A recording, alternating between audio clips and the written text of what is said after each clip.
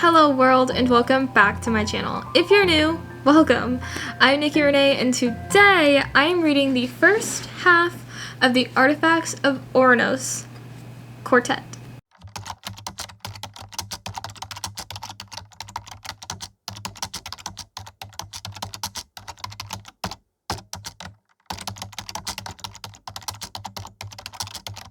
First of all, please tell me if I'm saying that right. Second of all, I thought this would be really fun because the last book actually comes out on Tuesday. Today is Friday, November 22nd, and the last book comes out on Tuesday, November 26th. So I thought this would be really fun to start. I only have the first two books, but I am planning to get the next two, the last two, and I'm very excited for this actually because I have no idea what this is about, and I don't remember the last time I read a book going in completely blind. Some things that I do know, there's literally only two things, is that I read the one-line pitch at the back, and then when I was looking up the series name, I read something that said this is sort of like A Court of Thorns and Roses meets Fourth Wing, and I'm taking that with a grain of salt because the one line, well, it's like 3-sentence pitch on the back says, 10 women, a deadly contest. Only one can win the Sun King's heart. So it's sort of giving a deadly version of the selection. I'm not going to go into this thinking that it's going to be the selection, obviously, because this is giving, especially based off of the referenced other series, this is giving something much older than the young adult series that is the selection. But all that being said, I'm very, very excited. Like I said though, I have no real idea what's going to happen. I genuinely picked up these books based off of the covers. I've been seeing them at my local Walmart for a little while, and what stopped me from getting them was that I could always see the second and the third book, but they never had the first book. And when I said this to my grandpa one day when we were looking at the books, he was like, let's just go over to Barnes & Noble and get it. So we did that. I'm so intrigued by the cover. It's definitely giving the Inheritance games. If you can't tell, I am more of a young adult girly. My roots, my reading roots are in young adult. But because I say that because there are some elements on the cover that look like they might end up in the book. For example, there's a mirror, what looks like some sort of ruby amulet, perhaps, shackles, and a masquerade mask. I'm excited, and it's kind of short. It's only 386. This one is obviously thicker, so it's 488. Anyways, I'm very excited for this. If it is something sort of like the selection, I think I'm going to love it because I love the selection. But Janny and I are just going to chill in bed. This is my regular reading hangout spot. I will set up my camera. I will set up the rest of my pillows to make it my good and cozy spot. We will tuck in. I will start this, and we are reading, and we are currently watching The School for Good and Evil, and whenever I have thoughts, I'll come back to talk to you.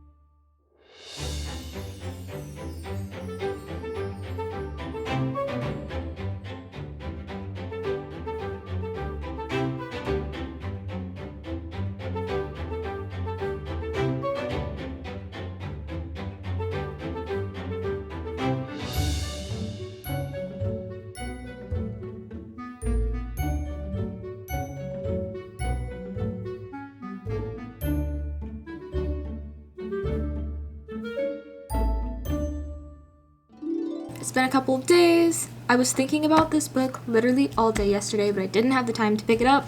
On the basis of Trial of the Sun Queen by Nisha J Tuli, I'm really enjoying it actually. You probably can't really tell, but so 150 pages into Trial of the Sun Queen is 37%, and I'm really enjoying it.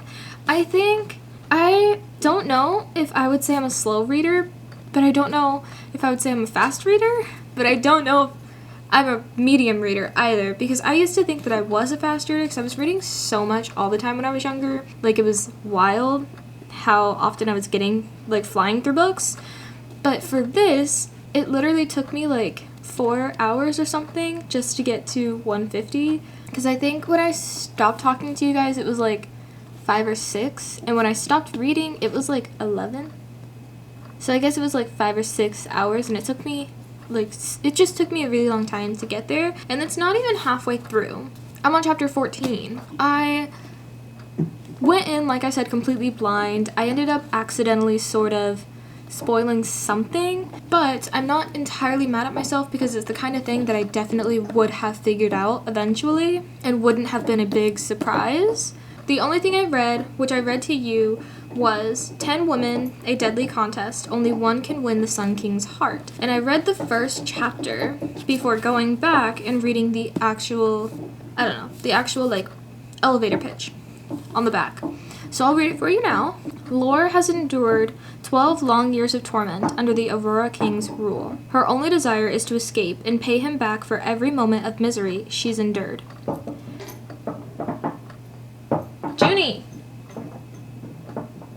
Juniper! When a surprise release finds her in the hands of the rival Sun King, Lore is thrust into the spotlight as she competes against 9 other tributes for the role of queen. If she wins his heart, she'll earn her freedom and finally get her revenge. But Lore doesn't belong in the Sun Queen trials. Not only does she not understand why she was freed, she isn't a citizen of the Sun King's court. The other tributes resent her presence and will stop at nothing to ensure Lore is removed from competition permanently. Now, Lore must win, because if she loses, she dies, or worse, she'll be returned to the evil and now vengeful Aurora King. I know I mentioned how I was really excited to see how different elements from the cover were going to play in. We've already got 2 of the ones that I mentioned, and then another one that I didn't mention. So, the necklace, I don't know if I would say it's necessarily a spoiler. We don't know anything about it, other than it's a thing that Lore has found in the Sun King's castle, and she wears it now. And then the mirror is a big deal within the Sun Queen trials. I won't go farther than that. It's just a big deal, and it's also a symbolism thing that Lore references a lot when talking about how opulent and just crazy rich the castle is. But then the other thing that I didn't really pay attention to was the roses. If you can't tell, the actual entire background is roses, and it's a pretty decent big deal. Partly because it's just something that Lore goes back to a lot, and then partly because it's actually what incites the first conflict in the book, which happens in the first just few chapters. So the book starts out with Lore at the what's it called?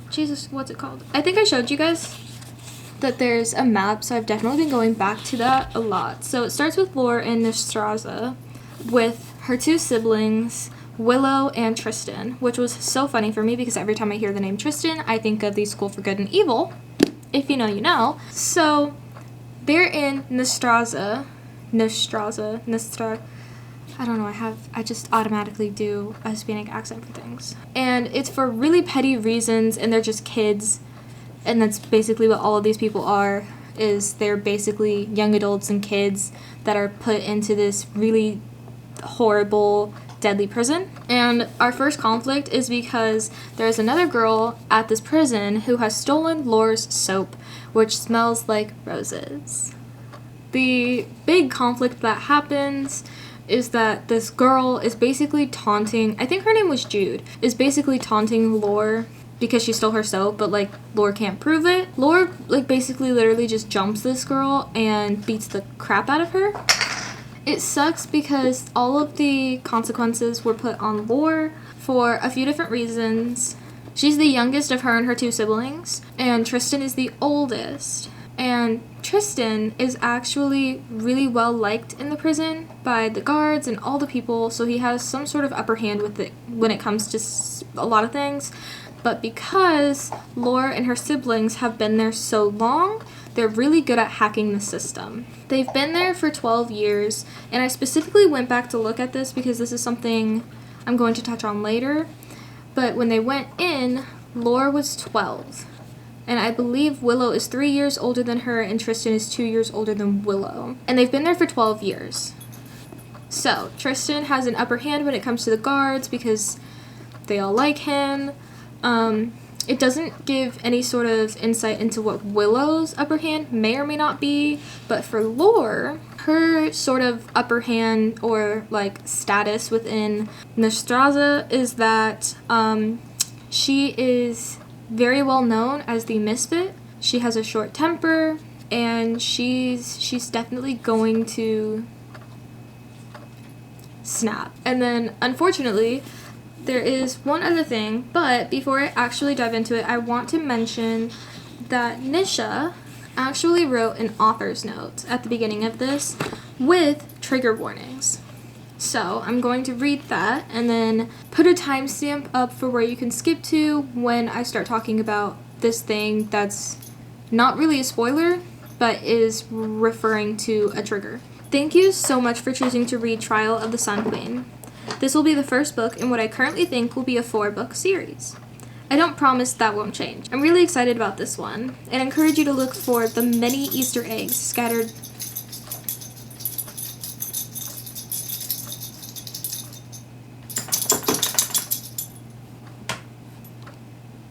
I'm really excited about this one and encourage you to look for the many Easter eggs scattered throughout the story.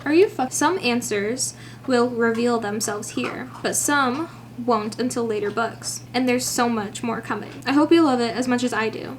This series is a bit of a slow burn, so the really steamy stuff comes in later books. I promise. Content warnings are listed below if you'd like to read them. Otherwise, you can skip ahead to chapter 1. Love, Nisha. Content warnings. For those who'd like a heads up, this is an adult novel that involves some death and blood and people killing each other. There is mention of past sexual assault. Nothing happens on the page. There are the usual F-bombs and a bit of smut. Now we're going to dive into something regarding the trigger warning. Another thing that sort of gives Lore an upper hand is that the warden, I don't remember his name, he doesn't really last long, takes advantage of her for sexual favors in order to give her things so that she has more within this prison. And it doesn't say exactly when this started, but we would assume quite young, given that she was 12 when she first got there. She deals with the trauma of this even now in the Sun King's court and castle. She's still dealing with the trauma within this. The thing about this book is that I think it starts out kind of slow, but it makes sense for the book. I don't think anything is going slower than it needs to. It's just a little slow. Not necessarily relationship or romantic wise, just in general. And even though it goes decently slow, we get so much happening in the first few chapters, but like not a lot really driving forward, if that makes sense. And this all leads to her being put into what's called the Hollow, which is literally just a hole in the ground outside in the forest, surrounded by deadly animals. Most people go in the Hollow for a few days. Lore has been sentenced to 2 weeks. It's while she's in the Hollow that we learn about why it's called the Aurora, though, which is really fun because it's called the Aurora after the Aurora Borealis, except you don't get to see it all of the time. So most of the time she's just stuck out in this hole staring at the dark because it's only ever dark in the Aurora, and then it's like dark and then less dark so you can tell what's day and what's night. It's one day when Lore's pretty sure that she hears a riot going on in the prison when somebody or something comes to take her. And then she wakes up in the Sun King's castle. Very confused, to say the least. As for other elements within this, she's literally very scared for her siblings. Nobody knows that they're siblings. That is a specific commodity, not commodity. That is a specific weakness in the prison. So they don't tell anybody that they are siblings. They're just friends, and that's how they reference each other. I can't imagine that they don't look alike personally, but I digress. And then as for the relationships, I see a potential of 3 different suitors. The first, naturally, is the Sun King. The second is Gabriel, who is her warder. I thought it would be called warden, but whatever. Each of the 10 tributes for the Sun Queen trial are given a warder, and we find out that each of the warders come from the king's personal guard, and Lore, in all of her glory, gets the guy who is literally like the captain, and that is Gabriel. I don't know if there's any sort of relationship that's going to spark from there, but we get a lot of heavy mention about him being very good looking and sort of, you know, not afraid to like indulge in those things that might come from good looks. And then the very last of the 3 love interests that I sort of see is Nadir. Now, you're probably wondering, who is Nadir? And you know what? I was wondering the same exact thing when I was reading, and all of a sudden I just got a chapter in somebody else's perspective. Nadir is the son and prince of the Aurora Kingdom. And that's basically it, without, you know, really going farther. I have met the Sun King. I don't know how I feel about him. I don't think I trust him. I don't think I trust anybody right now, other than Lore. And possibly Nadir, because, I mean, he has his own point of view in a few chapters, so trustworthy? I don't know. I think so. So that's basically what we know. I'm having so much fun reading this and having no idea what's going on. So I'm very excited to keep going, and I'm very excited because, as we knew, I had the second book, but I went shopping yesterday, so I got the third book. So I'm very prepared for the second video, in which I read the third and fourth, which is the final book, which is so fun to think about in relation to her note that it was going to be a 4-book series, because it is. And the last one comes out soon. Oh my gosh, you guys. Okay, so I haven't actually made it any farther in trial of the Sun Queen yet. I was too busy doing Harry, and then I had to go outside to meet my friend. So I'm going to show you why I was just meeting with my friend. But first, I want to show you all the tricks that June has learned so far. She's been with me for, I think, 3 or 4 weeks. How old are you? 3 weeks? Going on 4. And we've gotten some really good tricks. And she would love to show you because she loves treats. No, Junie. Come here. Come here. No, come here.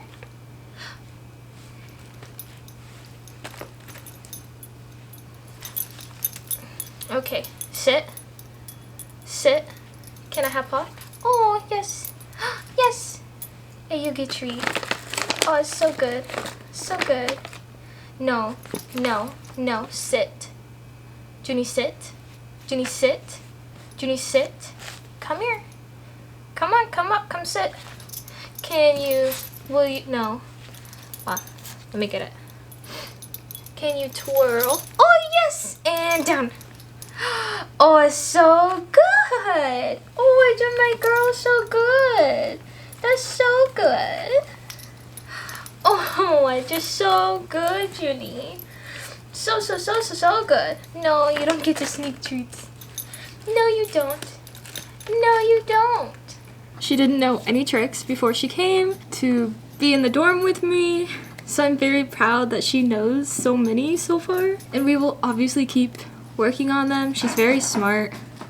She likes to pretend that she's not, but she is. Like I said previously, it's a couple days later because I was busy yesterday, literally all of yesterday, because I went grocery shopping, and then I didn't spend the night at my friend's place, but we spent a lot of the night together, and we were just cooking and hanging out, and it was really fun. So we also went grocery shopping, and we got lots of really good things, and we made good things, and it was so fun. So she just came by to drop off the leftovers because my hands were full with all of my stuff in June, but we made homemade chicken noodle soup, mostly homemade. The only thing that we didn't actually make all the way from scratch was the chicken. It was a rotisserie chicken, but everything was made and prepped that day, including the noodles, which I made, and I felt so bad because all I made was the noodles, and she did literally everything else. And then, actually, because of the way that time worked out for us, I couldn't stay while she made literally everything else because literally Jude and I were like falling asleep. But it was also on the plan to make bread and muffins. Don't know how the bread worked out because we were really just confused about it. But she did also give me 4 muffins. They're like strawberry something muffins, but I'm very excited to try them. I'm not gonna try it right now. I think I'm gonna save them, show some self-control. It is late by my clock, which it's 9:15, and our bedtime is 9. So I'm going to stay up reading until about 10 or whenever our movie ends.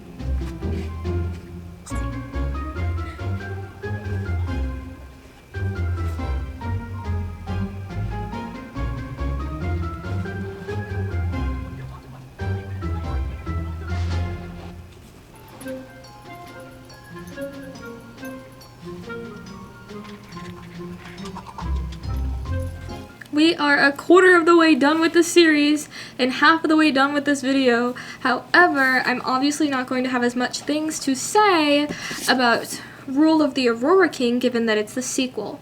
So, that being said, let's talk about the ending of Trial of the Sun Queen. Obviously, no spoilers first. There is a huge twist at the end and I called it. I think you can tell from my reactions that I was so excited that I called it. I was so proud of myself for calling it as well as I did, and so many of the other things that came up, because it wasn't just one thing, it was multiple things. There were a lot of things happening. So many things happened. The mask, I was right. Masquerade Ball, it was maybe my favorite time of the entire series. The entire book was the Masquerade Ball. It quickly turned into one of my least favorite parts of the whole book, but it was my favorite part. So that being said, we got all of the things except for the shackles. I'm still so confused about where the shackles come in. They don't have shackles at Nastraza or in the Hollow. I'm so confused about that. Maybe I'm just dumb and looking into the cover too much, but I feel like I guess basically just my last thing is that I did really enjoy it. I'm very excited to continue the series. I did start Rule of the Aurora King yesterday. I think I made it to chapter 3, so I read the first 2 chapters. Yes. So I'm on page, oh my god, I am starting chapter 3. I'm on page 27 of Rule of the Aurora King, which is like 3% in. But we're not talking about that yet. So basically, all in all, I've definitely enjoyed this. I'm very excited to continue the series. I think good things are going to happen. Oh my gosh, I didn't even notice this. Even on the back here, it has the mirror, the masquerade mask, the roses, and the shackles. The hell are the shackles from? I'm so confused. They weren't in the Straza. There weren't. Oh, whatever.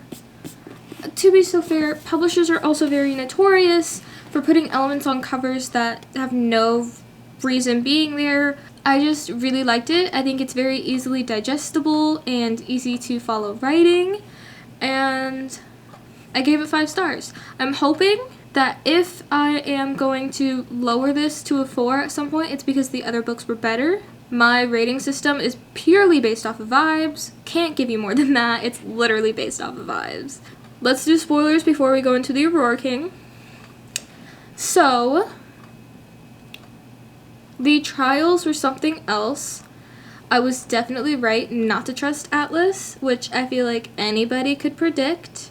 I'm not sure if we should be trusting Nadir, but I definitely trust him more than Atlas or Gabriel. Gabriel, I'm still so iffy on because there were instances where he was helping Lore, but also instances where he was not, and he was very blatantly kind of against her, which makes sense because his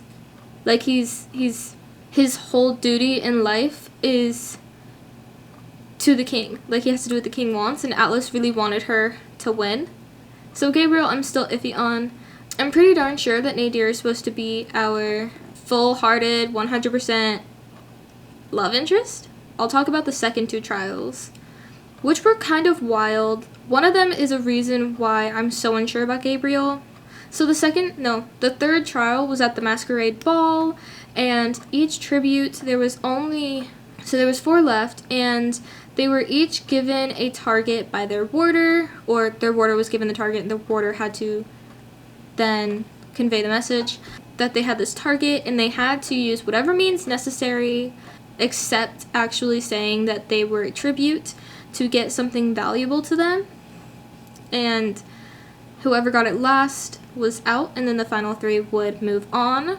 Gabriel decided in a moment of, I don't know if weakness is quite right, maybe misjudgment, maybe narcissism, maybe, I don't know, just in a moment, decided to tell Lore that her mark was Nadir.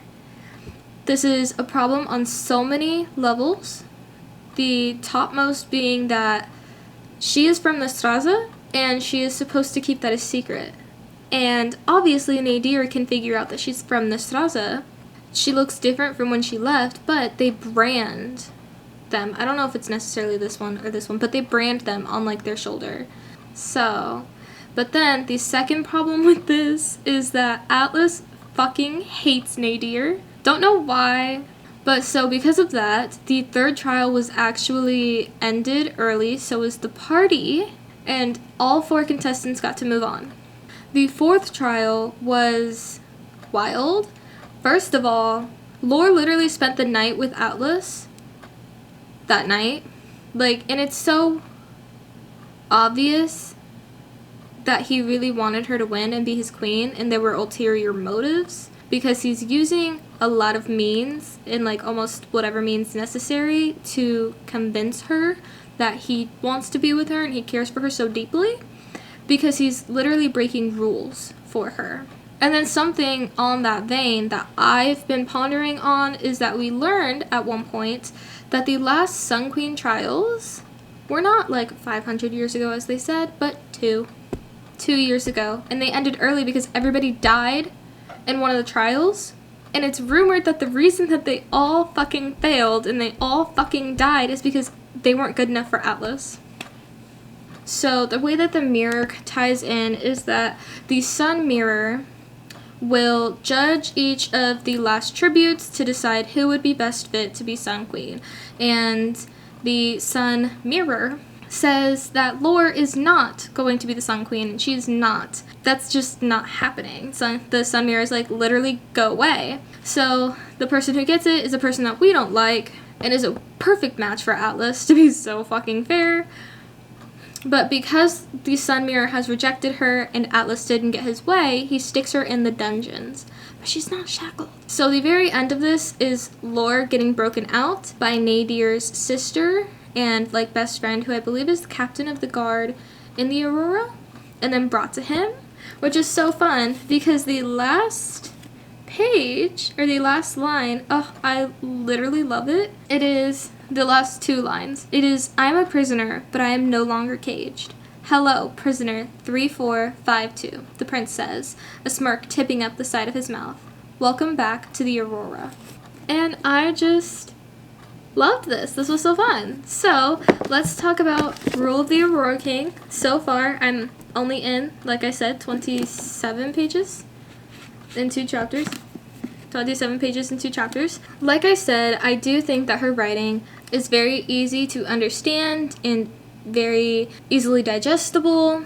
Something that I do find a little odd, which I can attest to other things about lore, but I'm still like a little iffy on it, is that while mostly simple language is used, there are a few like big words sprinkled in here and there, and personally it's just a little hard to imagine or understand that Lore would know these big words, because she is very adamant that before she was brought to the Aurora and the Straza when she was 12, that she doesn't remember a lot about her life, and she spent 12 years in the Straza being beaten and tortured and blah blah blah blah blah, where her only education or enlightenment in that time came from whatever books she could find. So I'm just having a hard time believing that she just knows random big words out of nowhere.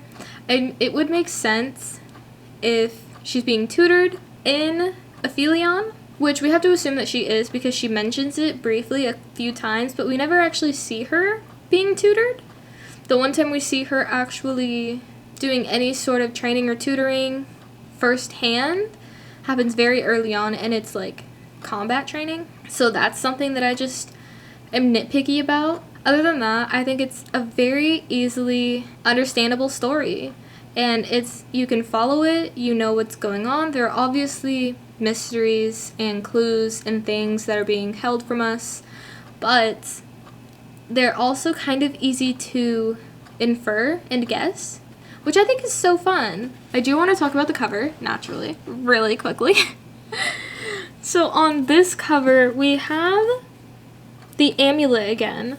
However, where on this cover it's gold and red, on this one it's green and purple, which is the color scheme of this one. Each book has its own color scheme. This one is green and purple, which I love. It's giving Halloween and like evil and like Descendants. I love it so much. So on this one we have a torch. Again, the roses, which they do follow through on each of the covers, which is nice that there's at least one common thematic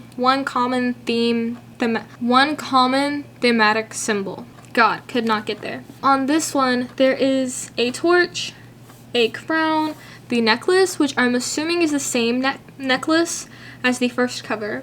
And I think this is a chalice, perhaps? And then naturally the roses. Something that I find really fun about this cover, despite just the colors, is the attention to specific detailing and accuracy to detailing. Let me explain.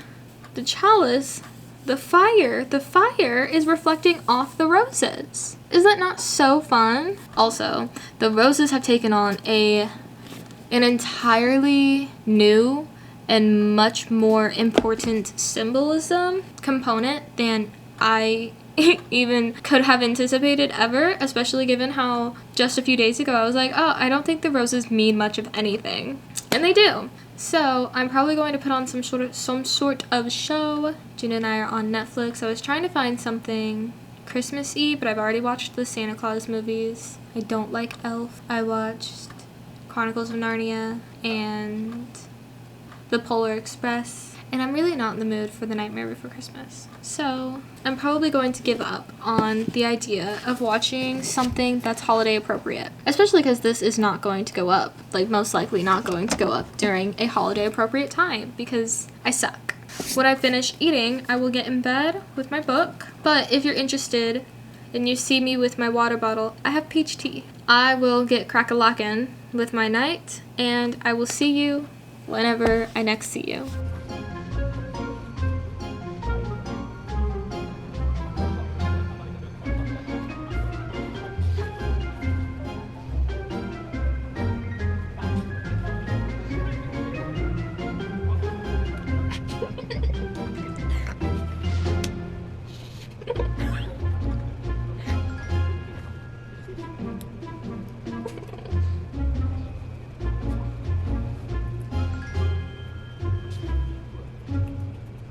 Let's talk Rule of the Aurora King. I am on page 245. It's been such a fun ride. Literally last night, I think the last time I spoke to you guys was Wednesday. It's Saturday. Last night, I literally read over 100 pages. So I started at page 88, which is about 17% through. So now that I'm at 245, it's about 47% through, which is wild that I literally read like 100, how much would that be? 160 pages-ish. And that was only 30%. And I'm having so much fun. Oh, it's so good. Things are heating up. Things are getting good. We're meeting new people. We're going new places. Things have definitely been going interesting places. I've predicted a few things for sure. Like, I saw a few things coming. Some things have got me a little bit by surprise. But it's definitely been so fun. I'm obviously enjoying it, given that I read so much yesterday. I would have kept going, but June is in her toddler tantrum phase, and she was not happy that we were up past our bedtime. Something that I was not anticipating at all when I started this book was that we were going to get a specific perspective from a character from the past. Literally from 286 years ago, and I think at this point we've gotten like 3 or 4 chapters in this character's perspective, and I was not prepared for it at all, but I'm loving it because we are seeing a lot of interesting things. For example, I don't think this is necessarily the biggest spoiler ever, but if you don't want to know, because it's maybe a tad bit of a spoiler, that you would enjoy this moment if you didn't know about it beforehand, so I don't know, skip ahead a few seconds. But for example, we actually get to see Nadir as a baby. I was dying. He was precious, and it was so funny seeing the juxtaposition there as well between his baby self and his grown ass, and that was just hilarious. Everything that's happening right now is that Nadir and Amaya and Mael, I really want to say Mal. I'm gonna call him Mal. It's Mael. I'm calling him Mal. They're all trying to get information from Lore about Aphelion and also Nastasia. Her bargaining right now for information is that she wants her brother and sister. Of course, the Aurora peoples do not know that those are her brother and sister, but those are her bargaining chips. If they want information, she wants these people. Things happen, and eventually this does actually end up happening, and their reunion is the cutie patootiest thing ever. Also, what I really love about this book is that we're getting a lot more information about the history, the culture, the specifics of all of the things that we didn't get in Aphelion because Atlas sucks. And Nadir is giving us all the information. All the information, and it's great. Great. To explain how the power dynamics and everything work in Ouranos, there are the humans, the lower fae, the high fae, and the imperial fae. Humans are exactly how they seem. No power, as far as I'm aware. Low fae have some power and the high fae don't appreciate it, but the low fae are really interesting and fun actually, I think, because they have different colored skin and hair, and they even have wings and things, which I think is really fun. The high fae, they have, obviously, they have pointed ears, they have, as far as I'm aware, regular colored, not like regular, typically colored skin and hair and things. And they have a little bit of power, but not like a lot of power. The way that Nadir explained it was like, you can get an affinity for something, and if you hone it, then your power can help you towards it. But if it's like an artist. This is literally how he explained it. I wish I could find the paper, because I feel like it's like when an artist trains, some people are just better at art than other people, just like some people are just better at magic than other people. And some people have an affinity for certain things, and they're just better at those things than other people, and it can be aided by their magic because of their affinity. I hope that made sense. It makes sense to me. And then lastly, we have the Imperial Fae. So the Imperial Fae are the royalty, as far as as much as I understand. The Imperial Fae is any royal line in ouranos. And then within that vein, there are like 3 different types of the Imperial Fae. There's the king and the queen. I don't know, they're just like the top people of those courts. There are the primaries, and then there are anybody else that's within it. So for example, with the Aurora court, we have the king and queen, and then we have Nadir and his sister. So the king and queen are the king and queen, so they are the most powerful people within the court at the moment. And then Nadir is the primary, which means that he has more power than his sister, and whenever he ascends to the throne, it is Nadir and it will not be Amaya. And then Amaya also has power. She is also within the royal line, but she's not the primary. So she has less power than Nadir. I'm unsure my rating right now. I'm thinking it's probably going to be a 5 like the first one, but I don't know. I'm not even halfway through, so we will obviously have to see. But I'm having so much fun, and I'm so excited. I realized when I was putting my stuff in that it actually only took me 4 days to read the other one. So this isn't probably going to take me that long, and I'm very excited. But yeah, that's all I had to say. Thoroughly enjoying it. I'm going to continue to read it for like the rest of the day. And we'll see how far I get.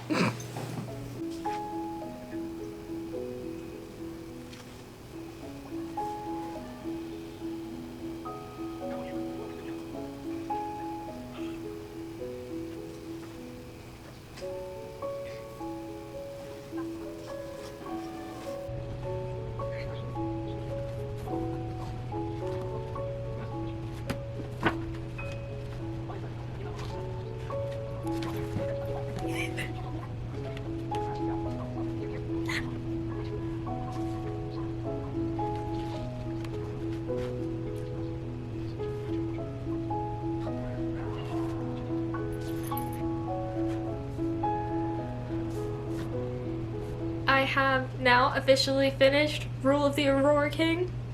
I think you understand the title and how it has an importance to the plot, and I'm very excited to see how this happens with all of them, especially because the next one is Fate of the Sun King, and I have so many questions about everything that's happening or has happened in Aphelion. I think I'm giving it 5 stars, which is wild that so far this series is like half of it's already 5 stars for me, which is just like, it's wild. I thoroughly enjoyed this.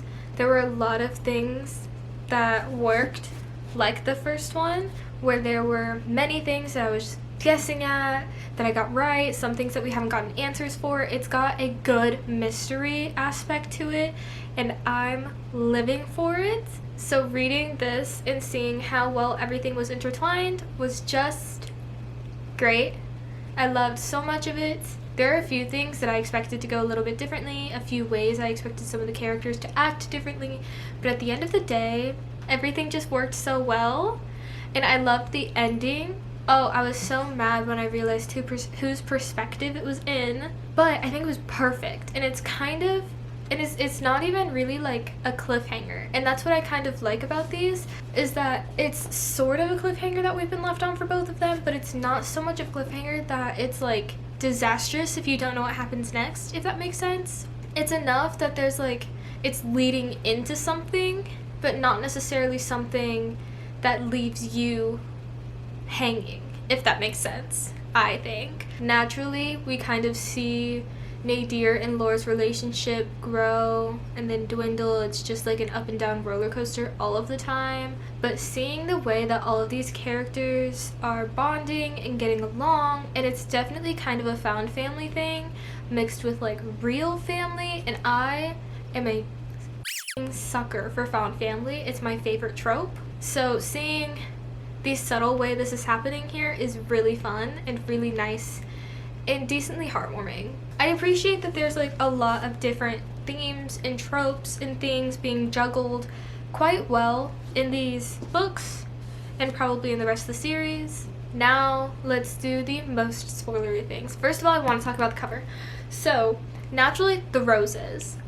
Have to talk about the roses. They are a huge deal, and it's so fun to look back on the first book and think about the way that roses are already foreshadowing things. If you remember, Laura gets herself into the Hollow, which is where she gets kidnapped to go to Aphelion. Over soap that's rose scented. And I thought that was like it. But then later on in this book, we see a scene where Mal, the captain of the guard in the Aurora, gives Nadir a rose that he found in Heart. And it's very intriguing and sort of disturbing because nothing has grown in Heart for almost 300 years, which is also just more foreshadowing. As for the other elements, the crown is obviously meant to be the heart crown. The necklace, at first I thought it was supposed to be just like Lore's necklace that she stole from Aphelion and has always been wearing, but now I'm pretty sure it's actually supposed to be a reference to a necklace that Daedra, who is Lore's great-great-grandma, who was Cersei's mom, gives to the baby, who is Lore's mom, when she's taken away because they're about to go into war.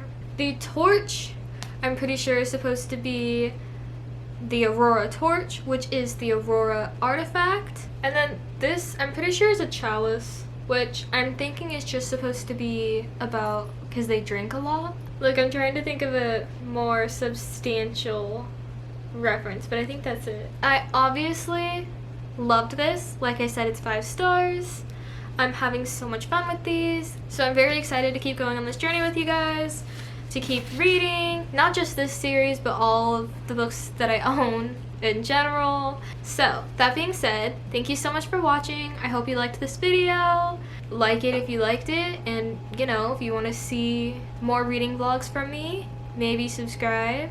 If you have any books that you want me to read, let me know. Just comment them down below. But with that being said, that's all I have left to say. So, te aprecio mucho y mi corazón es tuyo para siempre.